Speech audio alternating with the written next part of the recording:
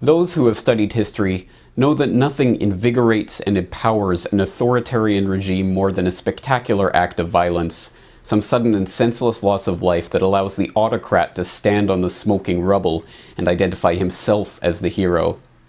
It's at moments like this that the public, still in shock from the horror of the tragedy that has just unfolded before them, can be led into the most ruthless despotism. Despotism that now bears the mantle of security. Acts of terror and violence never benefit the average man or woman. They only ever benefit those in positions of power. This is why Nero fiddled while Rome burned. It gave him a chance to throw out the Christians to the lions and rebuild the capital of the Roman Empire in his own image. This is why Hearst and the warmongers of the emerging American Empire were delighted by the destruction of the USS Maine in Havana Harbor in 1898. It gave them the excuse they needed to rouse the public into supporting the Spanish-American War. This is why Israel attacked the USS Liberty in 1967 during the Six-Day War, strafing and torpedoing it relentlessly for hours in a vain attempt to send it to the bottom.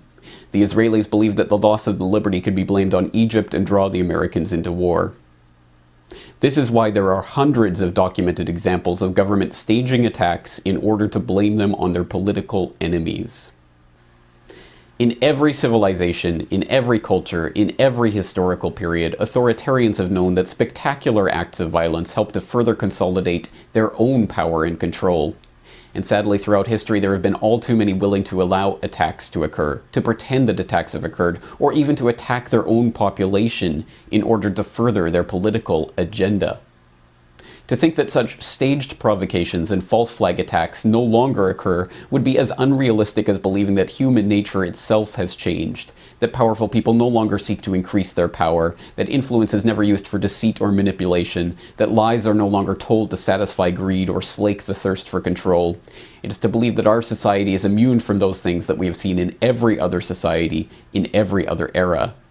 In short, it's a dangerous delusion. The people are once again learning the power of this delusion. They are learning the extent to which they have been lied to. They are once again studying their history. The Russians are learning how the FSB was caught planting bombs in Moscow in 1999 during a terror scare that swept Putin into power and stirred the public into supporting the Second Chechen War. They are learning how their autocratic ex-president came to power campaigning on the graves of those his old FSB cronies had killed. The Israelis are learning how Mossad has been caught time and again posing as the very Muslim terrorists they claim to be opposing. They are learning how Israel uses the specter of terror to further extend their blank check drawn on American funds to expand their police state at home and maintain their hardline stance, the world's sixth largest nuclear superpower supposedly threatened by the possibility that one of their neighbors may one day obtain a single nuclear weapon. The British are learning how their SAS officers were caught dressing up as Arabs in Iraq, driving around with trucks full of munitions, shooting at police to stir up ethnic tensions, and ensure that permanent bases could be built in the region. They are learning how Harun Aswat, the supposed mastermind behind the 7/7 bombings, was working for British intelligence. They are learning how British military intelligence took part in IRA bombings. The Indians are learning how the Mumbai attack was helped by a US agent who is cooperating with investigators so that he won't face questioning by foreign authorities. The Canadians are learning how their own provincial police dressed up as protesters in 2007 and threatened violence against other police in order to force a crackdown on peaceful protests. And the Americans. The Americans are learning that there were multiple bombs found, dismantled, and taken out of the Alfred P. Murrah building on April 19, 1995. They are learning that Timothy McVeigh had written a letter to his sister in which he claimed to be in the Special Forces for the US Army. They are learning the bombing was being directed by FBI informants, just as the 1993 World Trade Center bombing was. They are learning about 9/11 and the Gulf of Tonkin and Operation Northwoods and their own Army counterinsurgency manuals that teach officers how to commit false flag attacks to blame on their enemies. In short, the people are learning the truth. And now we see the same build-up to a false flag event taking place that we saw in 1995. At that time, the US had a corporate media desperate to fling mud at anyone concerned by the actions of their government, and it had a government that was desperately unpopular. Today, we see the exact same factors at play. If anything, the situation today is worse than it was in the run-up to the Oklahoma City bombing, with media consolidation meaning that groups of concerned citizens like the Oath Keepers are being attacked by the controlled minions on both the left and the right. And now it is not just the militia that is being demonized by the establishment. It is veterans and gun owners, third-party supporters and libertarians, anti-war protesters and human rights campaigners, people who are upset with a government giving trillions to the banks that have engineered our current financial crisis. In short, everyone is now a potential terrorist according to the governmental and media agencies that deign to limit our range of acceptable opinion and control dissent.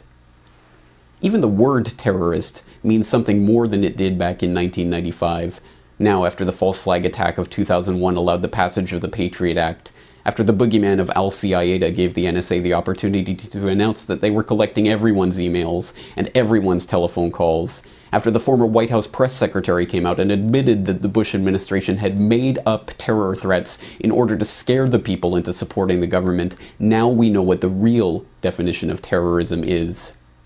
It is governments scaring their own populations into line. But there is something else that's different now from what it was in 1995. The people are learning something else about terrorism. They are not terrorists for speaking out against their government. They are not terrorists for wanting the government to stop selling their children into servitude to pay bankers their bonuses. They are not terrorists for pointing out that the FBI and the CIA and Mossad and MI6 are behind every major international terrorist event. The people are not terrorists because they do not want to see more death. They do not want more destruction. The spilling of the blood of their fellow citizens is not in their interests. Death and destruction only ever serve the governmental and financial and industrial interests who always grow in power and wealth in the wake of every tragedy. Time and again, the people pay with their lives, and the governments and the banks and the war machine only grows and prospers. The people do not want terrorism because it does not benefit them. It only benefits the existing power structure. And this time, if there is another staged event to blame on the government's enemy of the day, the people will know who to blame. For the Corbett Report in Western Japan, I am James Corbett.